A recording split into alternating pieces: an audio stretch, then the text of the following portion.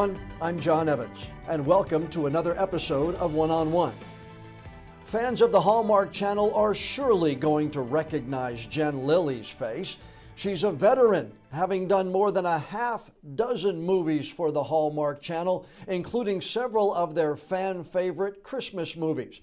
Her latest project is called USS Christmas. It's a military-themed Christmas movie and was one of the first productions to start shooting here in Wilmington during the COVID-19 pandemic. She stars alongside Trevor Donovan, another familiar face on the Hallmark Channel and a past guest here on the podcast. But USS Christmas is not the only way that Jen Lilley is spreading Christmas cheer during these difficult times. Jen Lilley, accomplished actress, recording artist, businesswoman, wife, mom, foster and adoptive parent, and podcast host. Welcome to the One-on-One with John Evans podcast. Thank you so much for having me on. Where do you get the time to do all that? You know, I don't sleep much. I drink a lot of coffee. I actually have these coffee mugs that say, I just want to drink coffee and change the world. And, I told one of my friends, I said, I feel like 2020 for me has been, I feel like a clown driving a car that's on fire, juggling knives. Like that's... Well, that's a little complicated. It sounds basically like everything you have going on. You just spent a couple of weeks in our part of North Carolina. Now you're from Roanoke, Virginia, so you're not, completely foreign to the East Coast. But you came to Wilmington to shoot USS Christmas, your newest Hallmark film. Tell me about your experience in our community. What was it like? Oh my gosh, it was so nice being in the South again. It was so hopeful to me. Honestly, it reminded me in a time where we need it most in our nation, like I might cry, just how kind people are. I forget and I feel like I've lost a lot of hope sometimes in our nation this year. But when I went to North Carolina, it was like, oh, people do look you in the eyes and they are kind and they still say please and they still say thank you and they still say y'all and they're still so sweet, so it was a nice reprieve for me to be back in the South and to just encounter so many kind people.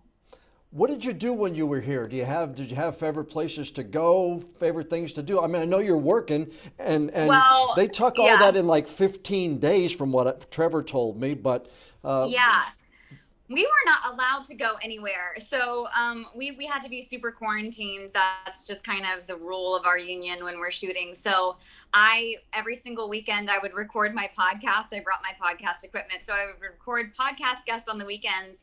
And then the whole time I was really just working on what I'm doing right now, which is called Operation Christmas is Not Canceled. And so I'm doing this huge giveaway with fans with Balsam Hill to give them the ultimate Christmas, the tree, the decorations, the gifts, the cash to buy the gifts or pay their bills, the dinner delivered straight to your door, all of it for Toys for Tots and USO.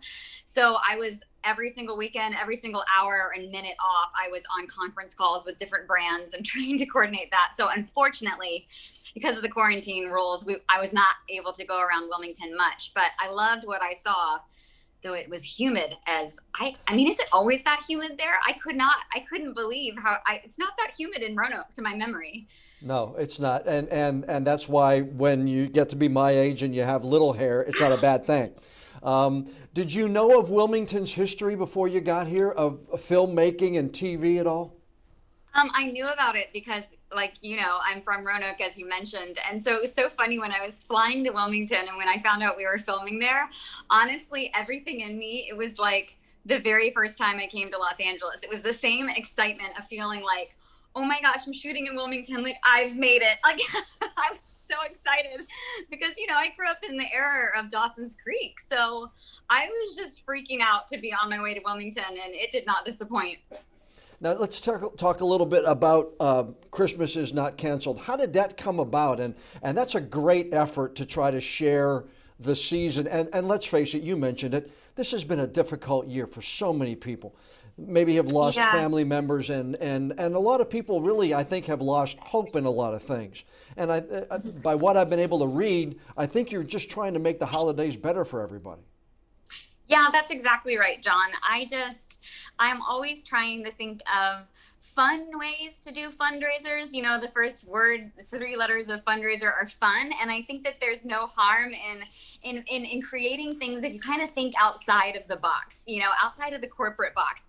How could you do something that's so fun that really gives everyone hope? And, you know, normally my whole passion. I mean, I'm passionate about a lot of things because I love people, but my normal fight is foster care and, you know, children. And I've just been thinking this year, man, while foster care is such a crisis and I have such a heart for that, I know, especially as a mom, it's been a tough year for everybody. And I just can't imagine as a parent, not having a Christmas for my child. And I think that it's going to be a DIY Christmas for a lot of people. And I think that there's a lot of beauty in that. You know, I think there's a lot of beauty in having to get creative and remember the real reason for Christmas and the real, you know, season of hope. But at the same time, our 4-year-olds and our 2-year-olds and our kids, they're like still like, where's my Tonka truck? You know what I mean? So yeah, they don't know what the world is. Their world is opening a package and getting something. Totally. And so I was like, man, how, you know, Toys for Tots are going to be so just pressed more than ever this year, because Toys for Tots, for anyone who's unfamiliar, you know, they support all families in need. It's not just military families, but of course it's kind of hosted and sponsored by the Marines. And then the USO, as we all know, supports our troops. And because I have military in my family and I love our troops and I never want to forget them, and I can't imagine being a military wife, but also because my movie is called USS Christmas and it's military themed, I was like, you know what is a great thing to do would be to give people the opportunity to give a toy for a child in need. They'll receive my music. So they're purchasing my music and a gift for a child, and every percentage of the package, you know, goes to USO. So it supports both charities. They get music, they get my Christmas music, my album, and then they get a chance to win the ultimate dream Christmas. And we're doing weekly giveaways. So it was all just kind of birthed out of the idea of how do I really spread cheer and holiday hope, but also make giving fun. Well, USS Christmas is not your first Hallmark Christmas movie. And I told this to Trevor when I interviewed him. This podcast interview is raising me so high in the Evans household because my wife and my daughters, Abby and Monica, are all Hallmark freaks. They know the movies by name. I know, okay, yeah, Jen was in Mingle All the Way. Yeah, she had a dating app. And I know she was a doctor in one. But they can tell you the title. They can tell you the people you were in it with. And so you are raising me so much higher in the stature of my family members. I just want to tell you thank you for being willing to help me out that way. Of course, you're so welcome, and I'm so glad I could do that for you, John. But Mingle All the Way, 2018, your first Hallmark Christmas movie. You know, I read it's number 6 for the top 10 picks for Hallmark Christmas in July this past year. Really? It was top 10, number 6. That's amazing. I didn't know that. That one was such a fun movie for me. I thought it was a really fun concept, but also I found that script and I got to produce it. So I was really particularly attached to that one, and I didn't know that. That's great news. Yeah, you're right. You got top 10 all over you. But last year you were Cassie in A Winter Love Story, the author whose book wasn't selling. Hannah in Angel Falls, the book editor who has to work with somebody else. My wife had a question for you, and I want to ask you this. Her question was, you had a Valentine's Day film. You were A Dash of Love. You were Nikki with Perry Gilpin. My wife said, and this is Sheila's question, Perry Gilpin's character treats your character so badly in that movie. Yeah. What's it like to kind of turn it off and turn it back on again off screen? Because Perry Gilpin is a legend with Frasier. And Sheila was like, I wonder how they got along off set when she was so nasty to her on camera.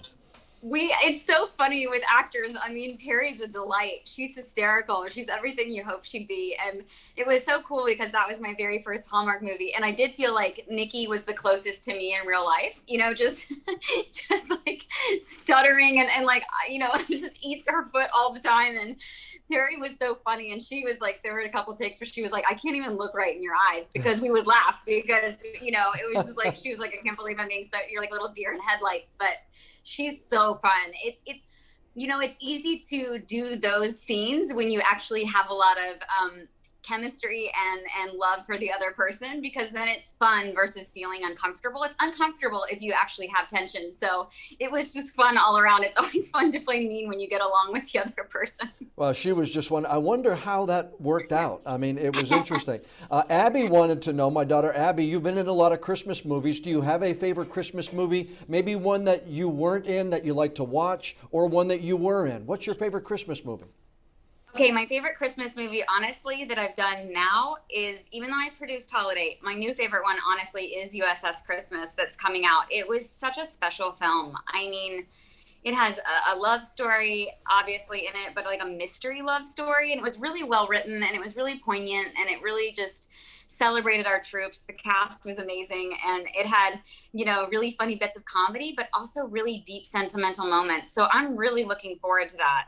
Yeah, we are too. November 28th is when it comes out. I think all of Wilmington is going to be right there on Hallmark that night. What is it about Hallmark movies? Trevor told me again when I talked to him, he said, you feel good when you watch them. Is that what you get when you're making them? He seemed to say that it's just a great group of people making great entertainment. It is. It's just Hallmark is exactly who they present in front of the camera, behind camera. So it's always a positive experience to work for them. I don't know how they find all of their actors and actresses, but honestly, I've never met a bad apple in Hallmark. You just meet these people and they're so lovely. And, the proof is in the pudding for that, for just like even this Christmas, Operation Christmas is not canceled. It was like I reached out to all my Hallmark co-stars or friends, and every single one of them was like, I love it, Jen, I'm in. And they're all helping me promote. And, they're not getting much out of it. Like, it's just, they're just such wonderful people. None of them have egos. All of them are exactly who you should be following on social media and who your kids should be looking up to. And I think that's really the difference in Hallmark. Well, one of the cool things I thought was when you were in Eat, Play, and Love as Dr. Carly Monroe, 2017, you were there with the $6 Million Man and the Bionic Woman. Now, that is my generation growing up, okay? Yes. 70s with Lee Majors and Lindsay Wagner. I that know. To me must have been, I would have just been like, with my jaw on the floor with those two. Yeah, it was incredible. Lee is hilarious, and Lindsay is just such a pro. I've never met anyone that knows their lighting better than Lindsay Wagner. They were so lovely, and it was interesting because Lindsay and I really connected because she's also a child advocate against child abuse. And so now we're on the board of a charity called ICANN here in Los Angeles, and she's just an incredible woman, and she's strong and fierce and lovely, and Lee is hysterical. I mean, he is just so funny. So it was really, really cool to work with them. I mean, seriously, they're legends. Yeah, when I saw that movie that one day, I come walking in, and Sheila was watching it, and I said, "That's there's Lindsay Wagner. It's the Bionic couple all over again." I know. In a Hallmark movie. That was so cool. Have you gone to a favorite place shooting these films above all any? I know Wilmington has got to be number one in your heart now because you just left here. But you've been, I guess you did one that was set in Paris. I guess you were in Vancouver for a little while. What's one of your favorite places, or maybe the favorite place that you've gone to shoot one of these films? My favorite place to shoot, honestly, Wilmington was lovely because I just hate when a film leaves the United States. I'm very much a patriot. I'm very much pro this country and pro this nation. So I do have a soft spot for Wilmington, though. With the humidity, I mean, I'm telling you, it was it was hard on the hair and makeup team. But my other favorite place to shoot, honestly, is Vancouver. For anyone who has not been to Vancouver, it's so beautiful, and I have a church there. So when I go to Vancouver, I feel like I'm home, and it's just lovely. It's beautiful and clean, and I have friends there, and I have a community there. So Vancouver is my favorite. Yeah, we were there. We were on an Alaska cruise a couple of years ago. When we came back, we came back through Vancouver. Really cool city. Oh, so cool beautiful. City. I would live there in a heartbeat if it wasn't for the Juan de Fuca plate. I'm scared about the earthquakes there. Can you share the secret that Hallmark has for making snow look real? Oh my gosh, sure. They have two methods. Well, actually, sometimes you get really lucky and you do have real snow. Like in Winter Love Story, that was all real snow. But for the most part, you either have soap. It's like dish soap that they put in these scenes, and you can learn that the hard way. Speaking seriously for me, you do like and you try to, and you're like, oh my god, it's disgusting, and it's soap. Wash your mouth out with soap. Ooh. And then the worst is what we used in this movie, and we use it in a lot of the movies because it looks good, but you inhale it and it feels like, I don't know, something asbestos or something. It's this paper material that they use, and you're like, it was so funny, but it looks good. So it's like either paper or soap. How difficult is it to be shooting in 85, 90, 95 degree temperatures and humidity, like you said? But you've got to act like you're freezing. You've got to act like you're cold. I know that's part of the acting, but I would think sweating, I would think humidity. Does that just add a layer of pain in the rear end in the whole thing? It is, but at the same time, I feel that sometimes when you're the most exhausted or you're against the most odds are stacked against you, sometimes that's when you get your best performance because you're so focused on just making sure that you do the scene well because you're just so laser focused. So, it is what it is, and I can never complain about my job. I know how lucky I am. You grew up in Roanoke, Virginia, 3 siblings. When did drama come on Jen's radar? Were you in the drama club at high school? When did you start thinking about this? I think I started thinking about it as a kid, but I honestly don't know whether I thought about it more than any other kid. I watched Full House, obviously, so did everyone in the 80s and 90s. And now I'm friends with Candace Cameron Bure, and sometimes I'm just like, oh, it's so great. Like, I'm still a little starstruck. But so I think that, maybe it's a normal thing for kids to be like, oh, I want to be on TV. And I don't know that it was more than I was a fan of Full House and wanted that, or whether it was like I kind of deep down had a knowing. And I would write these plays and like cast my stuffed animals and make my parents watch them. It was horrible. But I never did drama club or theater or anything like that ever, because I don't know what it's like in Wilmington because you do have an industry there. But in Roanoke, I always found that the kids in the drama club were just so dramatic. For example, some of my favorite stories. When I was a senior in high school, I was like, well, maybe I am interested in acting. So I decided to audition for the school play. It was Annie. And I remember I got cast, and then I was doing rehearsal every day after school. And I came in and everybody was crying one day. And this was before, we had cell phones, and it was 2003. So obviously we were pretty fresh off of September 11th. And so everybody's crying. And I walked in and I remember sneaking into the auditorium and sitting next to somebody I knew. And I was like, oh my gosh, what happened? Like, why is everybody crying? And they said, it's over. And I was like, what's over? And they're like, this play is over. It's the last day. And I was like, I'll see you in biology in the 3rd period. You know what I mean? I was like, so I never was interested in drama because I couldn't relate. I was like, I'm not that person. I don't cry over spilled milk. There's more important things to cry over. Oh, that's funny. It wasn't until college I did an open audition for an independent film, and I booked the female lead, and I was scared to death. I was like, what have I gotten myself into? And basically I got around the film crew, and I realized they're all pretty normal and very interesting people. So I fell in love with the camera. And then you got your start in 2007 in an episode of Hannah Montana, from what I understand. Yeah. Do you remember the first time you saw yourself, or your family or your brothers and sisters saw you on TV? Do you remember that moment? Well, I wasn't there with them the first time I appeared on TV, but I know the first time I saw myself on camera, like anybody, I'm sure you can relate to this, John, you're like, that's what I sound like. I promise my voice is deeper in my head, So I was like, oh my gosh, that's what I sound like and look like. And you kind of just have to get over your own quirks and just embrace who you are. But, it takes a while. Yeah, I remember the same time first time I did my first live report back in 1983 when it was, and you're like, ooh, yes. Ooh. And you're critiquing yourself, and then, okay, I'll be better next time. Did you ever come close to maybe giving it up in those first early days? I think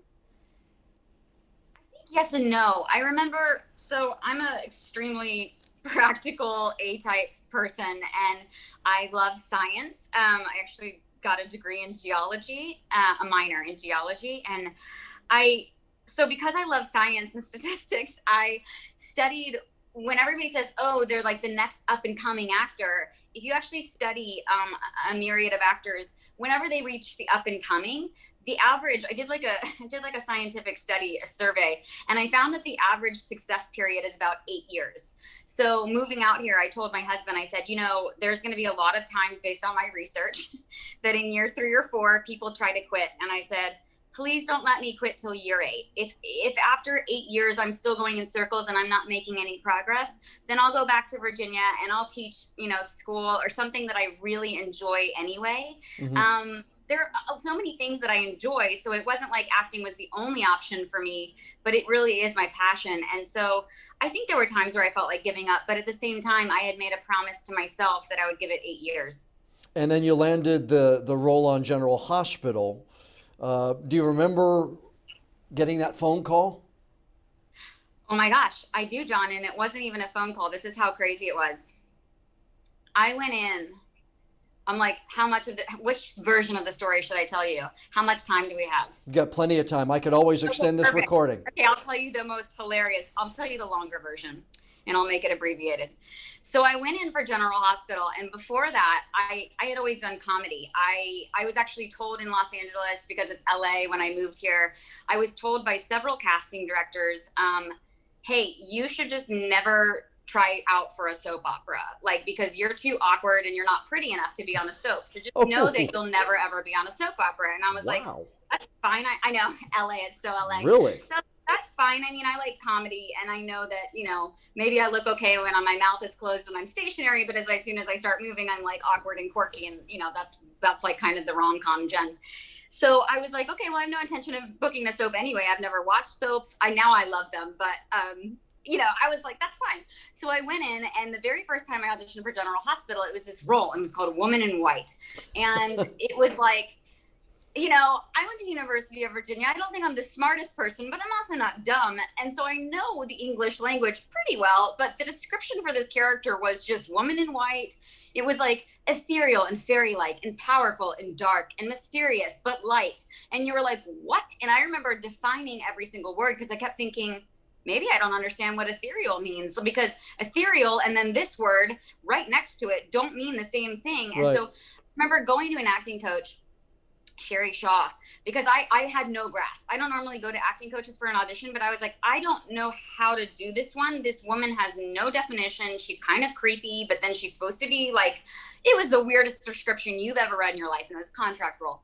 I go in, the audition coach is like, what the freak is this? And I was like, I was hoping that I could pay you to tell me. And she was like, okay, so let's just make some really strong choices and we're just going to go for it. So I don't ever recommend that an actor goes in character, especially for like a psycho creepy role. But I was like, I don't know how else to do this. And I really don't have any intention of doing soap operas. I've already been told I'll never book one. So I guess I'm just going to go full on, right? So I went in character, and because I'm a very expressive person with a high voice and I talk with my hands, I literally sat on my hands. I deadlocked the casting director, Mark Teschner. I went in character, lowered my voice, and was very, very creepy. And then after the audition, I backed out of the room staring at him like a crazy person. And I was like, so nice meeting you. Goodbye. And I left, and I called my manager and I said, well, he was like, how'd it go? I said, look, I went in, I did everything as intended that Sherry and I talked about. I either scared the bejesus out of him and we will never, ever get a call and I'm going to be blacklisted, or I rocked it. I don't know. Yeah. So I was like, it's either or. And my guess is you rocked it. No, I did not. So then Mark Teschner calls my manager, Mitch, and he's like, I mean, it was interesting. And he's like, look, I don't think she's right for this, but I kind of liked what she did, so just call me back. I'm going to find a role for her. So I was like, okay. So a couple months go by, and this role for Maxie comes out, Maxie Jones. And it wasn't labeled Maxie Jones. I didn't know it was a recast going in. All it said was blonde, must be blonde, thin, 5'3", high voice, talks fast, walks fast, good at comedy. And so I was like, great, I can do that. So my manager and I were like, great. He said he'd see me again. Let's make him see me again. So I went in, had no idea it was Maxie, booked it on the spot. And then they're like, okay, so they started running in. They were like, could you just like, just stay here? And then they started like handing me scripts. They're like, we need to bring you down for an emergency fitting. You start tomorrow morning at 5:45. It was 3 p.m. I was like, what? They were handing me 12 scripts. They were like, we're backlogged. This is what's going on. You're taking over for Kirsten Storms, who I knew because she was a Disney star. And I was like, what? And then I sat down in the executive producer's office, Jill Farron Phelps at the time. And she sits me down on her couch and she goes, now I just want you to know that everyone is so nervous when they do a soap opera because we move really fast. We do 200 pages a day. Everything is word perfect and there's no teleprompter. So I just want you to know that everybody's nervous going in. And so I start to relax for half a second. And I was like, okay, good. So I feel like, okay, I can do this. And then she puts her hand on my knee across the couch and she says, at the same time, this is the most critical time in the history of this show. We're facing cancellation, and I really need you to pull this off. I'll see you tomorrow morning. And I was like, oh, man. Okay. And the next morning I went in and I remember freaking out in the dressing room. And I remember thinking, I can't do this. And I almost went up to the 5th floor, which was where Mark Teschner's office was, and went in and said, hey, you know the 2 other girls that were at the callback? Like, I think that they could probably memorize this. And then they called me up to the stage, and I was like, here we go. And so it was what it was. Wow. It was supposed to be like 2 weeks and it ended up being a year. And then Woman in White was supposed to be 6 years and it ended up being like 4 months because the audience was like, what is this? Yeah, really. Did you know much about how devoted soap opera fans are when you did GH and then when you did Days of Our Lives?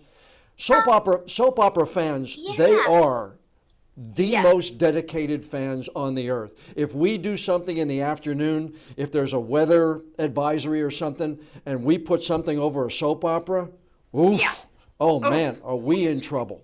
But did you realize that once you got into it? I knew there were big fans, but I didn't know the level of fans. And I could never thank soap fans enough. I mean, they made it really tough on me. It was trial by fire my first maybe 4 months. It was like, we hate you. And I was like, I know I'm not Kirsten and I'm sorry. And, but I think the more, that's a lesson for everyone. If you can you're not responsible for how people treat you, but you are responsible for your reaction. And so I was always just like, look, they're not mad at me. The truth is they're not mad at me. They're upset at the situation. We're all in this boat. I'm sorry. I know I'm not Kirsten and she's lovely, but she's not here. So I just need you to keep watching. And then it's like the kill 'em with kindness, take the high road. And I guess after I, withstood the heat in the kitchen for like 4 months, the fans were like, okay, she's okay. And I can't thank them enough because they've really stuck with me all these years. And it's just been an incredible journey. Did Days of Our Lives take your career to that next level, do you think? I think so. Yeah. I mean, because Teresa was just so outside my wheelhouse when they called me for that role. This is more my natural hair color. I had to go black for Teresa. Like my hair was black because I was like, I can't play a badass. Like when I get mad, which takes a lot, people always start laughing at me, which is worse, and they're like, you're so cute. You look like Shirley Temple, just stomping your foot. You're so cute when you're mad. And I was like, I could never play a badass. And they called me and they said, we want you to come out for 2 roles. And they said, specifically, we wrote Teresa for you. And I called them back and I said, could you spell Teresa for me? Because maybe I don't know how to spell it. I don't understand. Like, why would you write this role for me? The girl had 5 felonies. 3 of them were assault and battery. And, she was just like this wild character of drugs and alcohol and like one night stands. And I was like, you wrote this for me? Like, what are you talking about? Am I putting something out there that like I'm unaware of as a brand? So, when I booked it, it was wild. And I didn't want that role. I wasn't going to take it. I was going to turn it down. I didn't want to do another soap opera. And I'm a Christian and I prayed about it because my manager said, no, I'm not doing that. I can't do another soap. I cannot go through what I went through with the fans with General Hospital. I can't do it. Like soaps are too hard, and my manager is so awesome because he said, this is the first time I've ever heard you be so hesitant to do something. And he said, so I'm going to tell you to take your own advice. He goes, have you prayed about this? And I was like, then comes the Shirley Temple mad, I was like, I don't want to pray about it, Mitch, because I don't want to do this role. And like, why would God want me to do this role? And he was like, oh, that's fine. Like, your answer can be no. That's fine. We can say no. We can, politely decline. But why don't you just go pray about it and you call me back? And so I remember I was on the 5 merging onto the 170 and I was stuck in LA traffic and I started praying. And I was like, okay, God, like, I know I'm not going to do this role, right? And it was one of those, I've only had maybe 3 times in my life where I felt like I heard the Holy Spirit clearly, like really like a profound God moment. And he said, this is your role.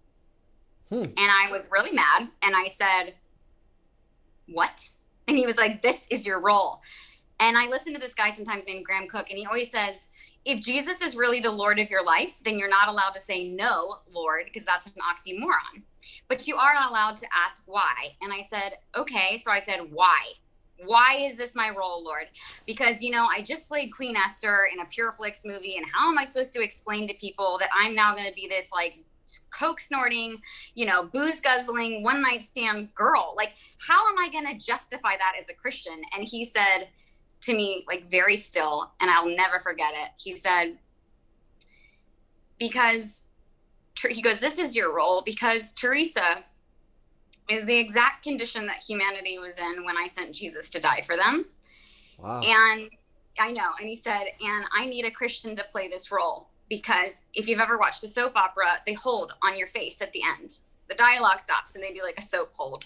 Yeah. He said, and the difference between someone like you and another actress playing it is when the guy leaves and when the high leaves, you can play the reality of how that girl actually feels, because there is nothing that will ever satisfy you. Everyone that's addicted to drugs or is a girl that is just selling herself short of her value is doing that because that person does not understand their worth. They don't understand that God created them on purpose and for a purpose. They don't understand that what they're actually looking for is a relationship with the Lord. And they're going to try to fill that void of not knowing who they are with everything but God. And so I was like, fine. So I called my manager and I was like, I guess I'm going to take this role. But it was the best experience of my life. And it taught me so much empathy. But to me, it did something more than your career, though. It sounded to me like it did something to you personally. It did. What a great experience. Yeah, it really changed my perspective because I always try to not be a judgy person. I always try to be inclusive because that's who Jesus was. That's not always what you find, especially growing up in the South in the Bible Belt. Unfortunately, whether people intend to or not, people feel rejected by the church a lot, by Christians. It gets a bad name. But Jesus wasn't like that. He hung out with tax collectors and prostitutes who were like, the worst of society. And it was the church leaders who were always like, do you know who these people are? You can't do that. So I never want to be a judgy person. But I think, that's something we've learned from 2020, all of us, is that there's always an opportunity to love better and to love more and to expand your empathy and your kindness. And so playing that role really taught me other people's experience and their perspective. 2020 brings your new album called Hindsight. Hindsight is 2020. I got the reference. Yeah. But what does recording artist mean to Jen Lilley? I know you did a Christmas record a couple of years ago. Yeah. And this is brand new. And I know this allowed you to do the Voices That Give project, which I think is so cool. Thanks. But where does recording artist rank? How important is that? Is that something you want to do long term? I would love to do it long term because singing is actually what I always wanted to do as a child. I didn't know I wanted to be an actress. I knew I wanted to be a singer. But I think with anything, my most important thing is how do I have success so that I can give back? And so for me, more important than, I can always sing. You can sing in your car, you can sing whatever, I had the opportunity to maybe go with a label and do something bigger, but for me, I had to decide what the real goal of the album is. And recording artists, as lovely as they are, they are kind of a slave to their label, and their schedule is dictated by the label. And for me, it was like, the only reason I'm really singing, aside from loving it, is to give back. You know, I use the hashtag music that gives. So every time you buy my album, it always is going for charity. So that's the most important thing to me. Well, JenLilleyMusic.com is where people can go, and I suggest they do, because Voices That Give, where did the idea for that come out? And if people have not seen this, you really need to go and Google Voices That Give and JenLilley.com, because you actually gave young aspiring performers the opportunity to be in a video so they may get some boost with their career, but you also raised 50 grand. Yeah, it was incredible. That idea came out of the original idea is just that I really want to build a neighborhood that's full of safe, loving, stable foster homes, because, you know, if anybody knows anything about foster care, it's probably the bad things. But I will say the good foster homes are the most wonderful foster homes, and the bad foster homes, unfortunately, are the worst homes you can imagine. Mm-hmm. So I was trying to figure out how to solve foster care, and I think one of the issues is building a community.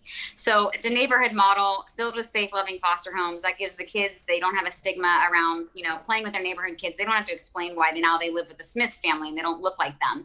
And then for the foster parents, it gives them a sense of community. So I was like, how do I build that?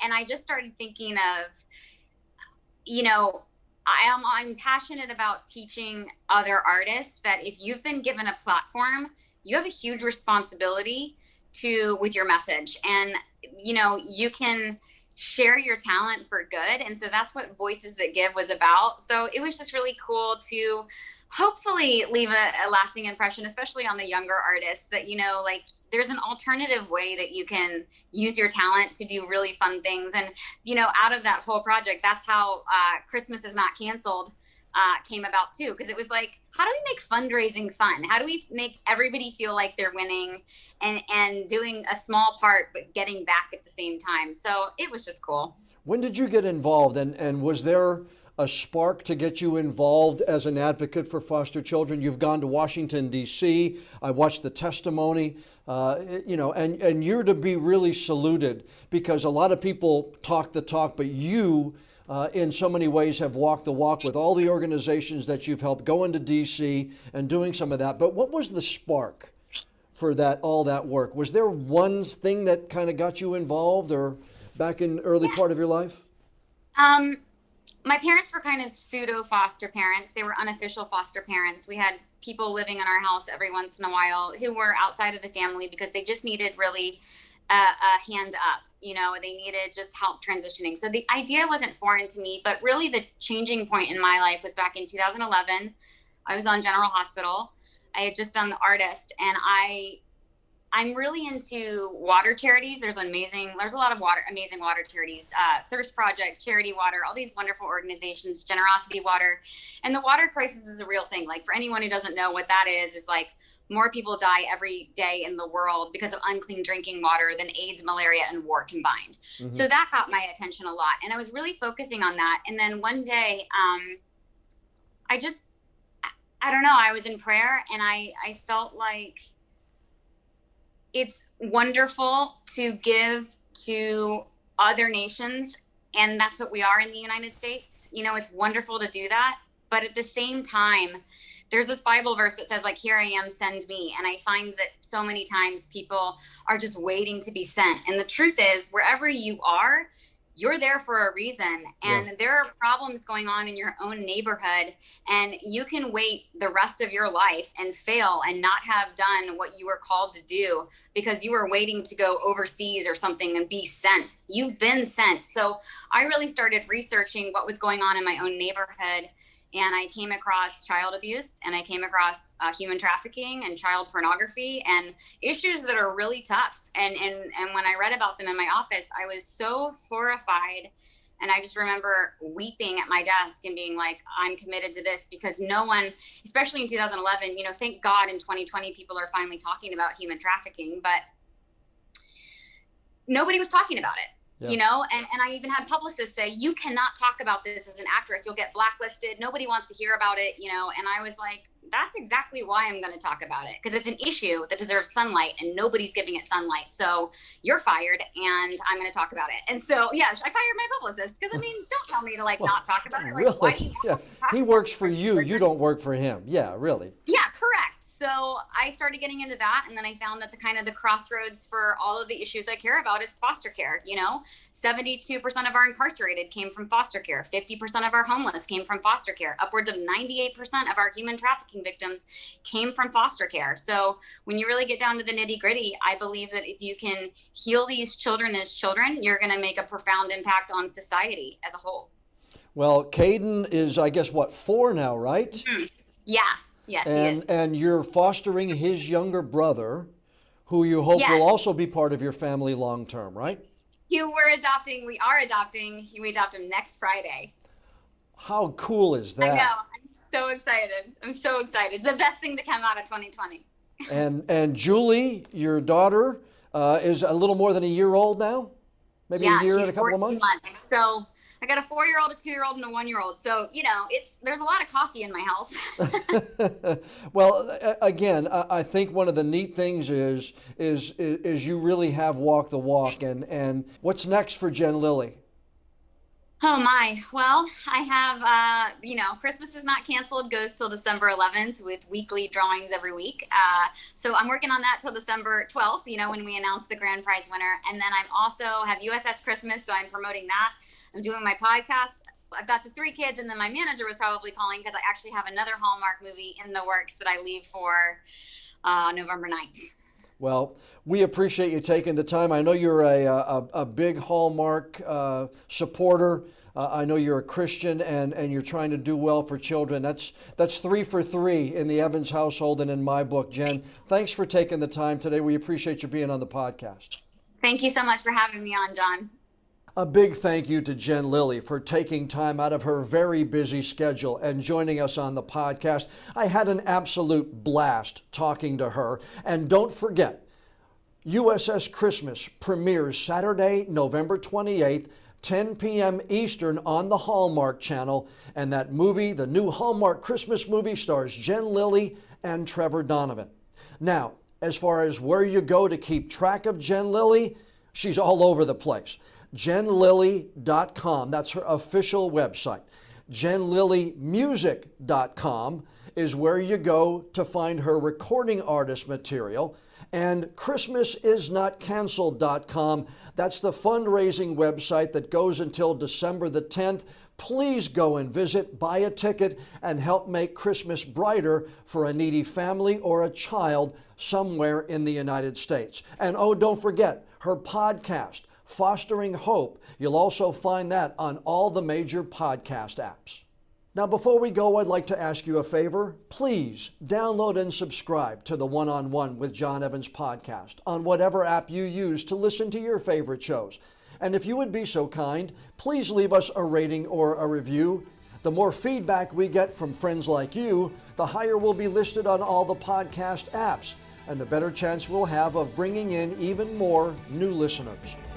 I'm John Evans. Thanks so much for joining us for this week's episode of One-on-One. Stay safe.